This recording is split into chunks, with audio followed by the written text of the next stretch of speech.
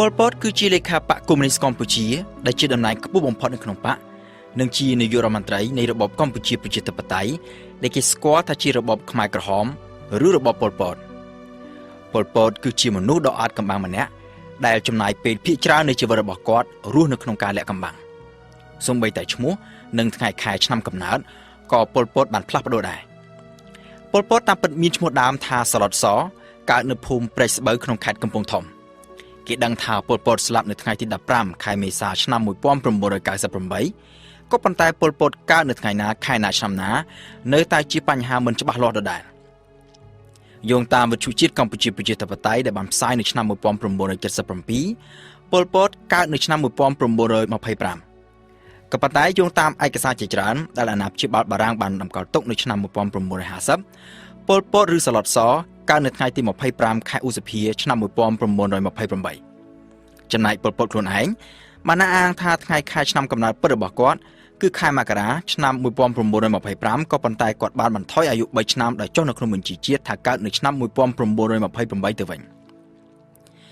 សាឡុតសកើតនៅក្នុងគ្រួសារត្រកូលកសិករស្ដុកស្ដំមួយនៅខេត្តកំពង់ធំឪពុករបស់សាឡុតសឈ្មោះប៉ែនសាឡុតម្ដាយឈ្មោះសុកណែមសាឡុតសមានបងប្អូនទាំងអស់9នាក់ក្នុងនោះប្រុស7នាក់និងស្រី2នាក់សាឡុតសគឺជាកូនទី8យោងតាមលោក David Chandler គ្រួសាររបស់សាឡុតសមានទំនាក់ទំនងយ៉ាងជិតស្និទ្ធជាមួយនឹងព្រះបរមរាជវាំងនៅក្នុងទសវត្សរ៍ឆ្នាំ1920បងស្រីជីដូនមួយម្នាក់របស់សាឡុតសឈ្មោះមៀកគឺជាអ្នករាំរបាំព្រះរាជទ្រព្យប្រចាំព្រះបរមរាជវាំងក្រោយមកមៀកក៏បានក្លាយទៅជាស្នំឯករបស់ព្រះអម្ចាស់ស៊ីសវត្តមុនីវង្សហើយទទួលបានតំណែងជាខុនព្រះមនាងដែលមានអំណាចត្រួតលើស្រីទាំងអស់នៅក្នុងវាំងបងប្រុសច្បងរបស់សាឡុតសឈ្មោះសាឡុតសួងក៏ជាបុគ្គលិកម្នាក់បម្រើការនៅក្នុងការិយាល័យពិធីការនៃព្រះបរមរាជវាំងដែរមិនយូរប៉ុន្មានក្រោយមកប្អូនស្រីរបស់សាឡុតសឈ្មោះសារឿនក៏បានចូលបម្រើការនៅក្នុងក្រុមរបាំព្រះរាជទ្រព្យហើយក៏បានក្លាយទៅជាស្នំឯករបស់ព្រះបាទស៊ីសវត្តមុនីវង្សដូចជាមៀកដែរនៅឆ្នាំ1934សាឡុតសដែលកាលនោះមានអាយុ6ឆ្នាំបើគិតតាមថ្ងៃខែឆ្នាំកំណើតនៅក្នុងបញ្ជីជាតិនៅបងប្រុសម្នាក់ទៀតឈ្មោះសាឡុតឆាយត្រូវបានគ្រួសារបញ្ជូនពីកំពង់ធំឲ្យមករស់នៅភ្នំពេញជាមួយមៀកនិងសួងដែលជាបងមិនយូរប៉ុន្មានក្រោយពីមកដល់ភ្នំពេញសាឡុតសក៏បានទៅបួសរៀនធម៌និងភាសាខ្មែរនៅវត្តបទុមវតីដែលស្ថិតនៅជាប់នឹងព្រះបរមរាជវាំងគូបញ្ជាក់ថានៅពេលនោះប្រទេសកម្ពុជាកំពុងស្ថិតក្រោមអាណាព្យាបាលបារាំងហើយនៅតាមសាលារៀនរបស់រដ្ឋគេតម្រូវឲ្យរៀនជាភាសាបារាំងនៅក្នុងបទសម្ភាសន៍ជាមួយអ្នកកាសែតបរទេសពេលកំពុងកាន់តំណែងជានាយករដ្ឋមន្ត្រី Pol Pot បានរៀបរាប់យ៉ាងដូចនេះថាខ្ញុំជាកូនចៅរបស់កសិករឆ្លប់ពីតូចឆ្លប់រួមរស់ធ្វើការងារផ្សេងការជាមួយពុកម្ដាយ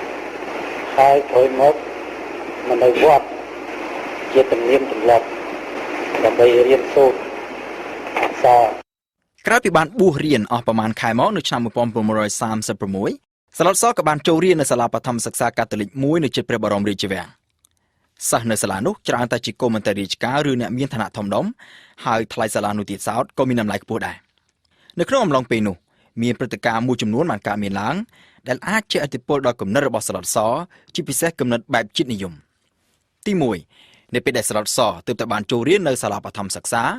ស៊ិនងកថាញ់សឹមវ៉ានិងប៉ាឈឿនដែលធ្វើការនៅវិទ្យាស្ថានពុទ្ធសាសនាបណ្ឌិតក្នុងក្រុងភ្នំពេញបានទទួលការអនុញ្ញាតពីអាជ្ញាធរបារាំងឲ្យបោះផ្សាយកាសែតជាភាសាខ្មែរមួយឈ្មោះនគរវត្តដែលជាកាសែតភាសាខ្មែរលើកដំបូងបង្អស់នៅប្រទេសកម្ពុជាកាសែតនគរវត្តបានចុះផ្សាយនៅអត្ថបទវិចារណកថាជាច្រើនដែលបង្ហាញអំពីគំនិតជាតិនិយមសាឡុតសដែលរស់នៅជាមួយបងប្រហែលជាបានអានកាសែតនេះជាប្រចាំពីព្រោះថាបើយោងតាមលោក David Chandler មៀកនិងសួងដែលត្រូវជាបងរបស់សាឡុតសបានជាវកាសែតនគរវត្តមកអានជាប្រចាំព្រឹត្តិការណ៍សំខាន់មួយទៀតគឺនៅពេលដែលសាឡុតសរៀនជិតចប់បឋមសិក្សានៅចន្លោះឆ្នាំ1940និងឆ្នាំ1941បារាំងដែលច្បាំងចាញ់អាល្លឺម៉ង់ក្នុងសង្គ្រាមលោកលើកទី2ក៏បានយកព្រមឲ្យថៃកាត់យកទឹកដីខេត្តបាត់ដំបងនិងសៀមរាបរបស់ខ្មែរទៅគ្រប់គ្រងដែលជាហេតុបណ្ដាលឲ្យប្រជាជនកម្ពុជាមានកំហឹងយ៉ាងខ្លាំងសូម្បីតែព្រះបាទមុនីវង្សក៏ខ្ញាល់នឹងការបាត់បង់ទឹកដីនេះយ៉ាងខ្លាំងដែររហូតដល់សម្ដេចព្រះទ័យចាក់ចេញពីព្រះបរមរាជវាំងទៅគង់នៅខេត្តកំពង់ឆ្នាំងហើយបដិសេធឈប់និយាយភាសាបារាំងរហូតដល់ព្រះអង្គចូលទីវង្គតនៅឆ្នាំ1941ទំនងជាហេតុការណ៍ទាំងពីរនេះហើយដែលបានជះឥទ្ធិពលដល់គំនិតរបស់សាឡុតសដែលនៅជាកុមារនៅឡើយឲ្យមានគំនិតស្អប់បរទេសនិងមានគំនិតជាតិនិយមនៅឆ្នាំ1942សាឡុតសបានជាប់ឈ្មោះនៅក្នុងចំណោមសិស្ស20នាក់ ដែលត្រូវបានជ្រើសរើសឲ្យទៅរៀននៅអនុវិទ្យាល័យមួយឈ្មោះអនុវិទ្យាល័យព្រះសីហនុដែលបារាំងទើបនឹងបង្កើតនៅខេត្តកំពង់ចាមនៅថ្ងៃទី20ខែកក្កដាឆ្នាំ1942នៅទីក្រុងភ្នំពេញបាតកម្មដ៏ធំមួយត្រូវបានរៀបចំឡើងប្រឆាំងនឹងបារាំងបាតកម្មនេះកើតឡើងក្រោយពីអាជ្ញាធរបារាំងបានចាប់ខ្លួនព្រះសង្ឃខ្មែរ2អង្គគឺអាចារ្យហែមឈីវនិងនួនឌួងដែលបានទេសនាប្រឆាំងនឹងបារាំងបាតកម្មនេះត្រូវបានដឹកនាំដោយសេនុកថៃនិងប៉ាឈឿនហើយមានអ្នកចូលរួមរាប់ពាន់នាក់នៅក្នុងនោះក៏មានព្រះសង្ឃប្រមាណ500អង្គផងដោយយើងមិនដឹងច្បាស់អំពីថ្ងៃដែលសឡុតសចាក់ចេញពីភ្នំពេញទៅកំពង់ចាមយើងមិនអាចដឹងបានទេថាតើសឡុតសបានចូលរួមនៅក្នុងបាតកម្មនេះដែរឬក៏អត់នៅឯអនុវិទ្យាល័យព្រះសីហនុខេត្តកំពង់ចាមសឡុតសបានជួបជាមួយនឹងហ៊ូនឹមហ៊ូយុននិងខៀវសំផនដែលរៀននៅទីនោះដែរអ្នកទាំងនេះសុទ្ធតែជាកូនអ្នកចេះដឹងហើយសុទ្ធតែជាអ្នករៀនពូកែហើយដែលក្រោយមកសុទ្ធតែបានក្លាយទៅជាមេដឹកនាំសំខាន់របស់ចលនាខ្មែរក្រហមក៏ប៉ុន្តែមិត្តភក្តិជិតស្និទ្ធបំផុតរបស់សឡុតសនៅពេលនោះគឺលួនណុនប្អូនប្រុសរបស់លួនណុលប្រហែលជាដោយសារតែទំនាក់ទំនងមិត្តភាពជាមួយមេដឹកនាំខ្មែរក្រហមនេះហើយបានជានៅឆ្នាំ1975លួនណុនមិនព្រមចាក់ចេញពីទីក្រុងភ្នំពេញដោយមកពីគិតថាពួកមេដឹកនាំខ្មែរក្រហមអាចយកយល់ដល់មិត្តចាស់ក៏ប៉ុន្តែលួនណុនត្រូវបានខ្មែរក្រហមសម្លាប់ចោលភ្លាមៗក្រោយពីដណ្ដើមកាន់កាប់ទីក្រុងភ្នំពេញនិយាយអំពីអត្តចរិតរបស់សឡុតសវិញបើយោងតាមសិស្សដែលរៀនជាមួយសឡុតសនៅអនុវិទ្យាល័យកំពង់ចាមសឡុតសគឺជាមនុស្សសាមញ្ញម្នាក់មិនសូវនិយាយស្ដីច្រើនចូលចិត្តលេងបាល់ទាត់និងបាល់បោះជាមនុស្សរស់រាយនិងចេះគួរសមហើយជាមនុស្សមិនបង្ហាញអំពីមហិច្ឆតាចង់ធ្វើអ្វីឲ្យបានធំដុំនោះទេសឡុតសខ្លួនឯងក៏ធ្លាប់បានអះអាងដូចនេះដែរគឺថាពីក្មេងមកជាចរិតរបស់ខ្ញុំចឹងថាមិនសូវនិយាយស្ដីអីទេ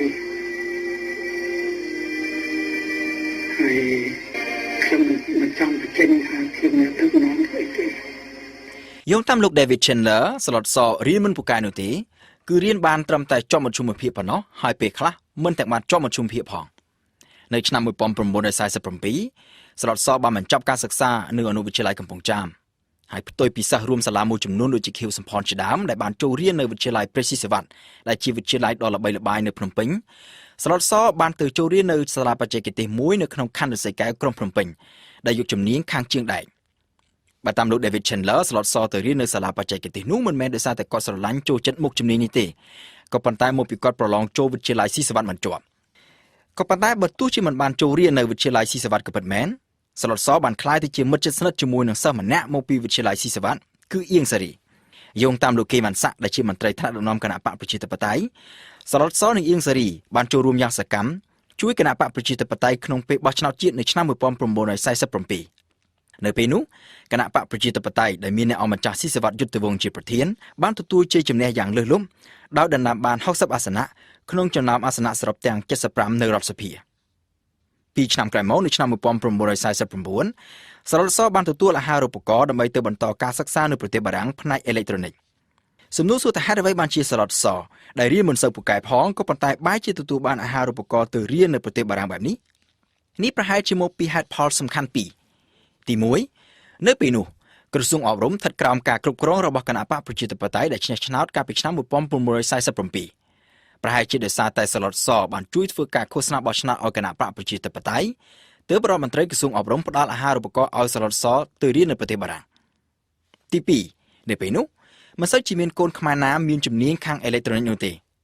ប្រហែលជាមកពីហេតុនេះហើយបានជាក្រសួងអប់រំកម្ពុជាបញ្ជូនសឡុតសដែលរៀននៅសាលាបច្ចេកទេសស្រាប់ឲ្យទៅបន្តការសិក្សាផ្នែកបច្ចេកទេសអេឡិចត្រូនិកនៅប្រទេសបារាំងទោះជាក្នុងហេតុផលណាមួយក៏ដោយសឡុតសបានក្លាយទៅជាសិស្សមួយរូបក្នុងចំណោមសិស្សពូកែទាំង21រូបដែលត្រូវបានរដ្ឋាភិបាលបញ្ជូនទៅរៀននៅប្រទេសបារាំងនៅឆ្នាំ1949គឺនៅប្រទេសបារាំងនោះហើយដែលសឡុតសបានក្លាយទៅជាជនកុម្មុយនីស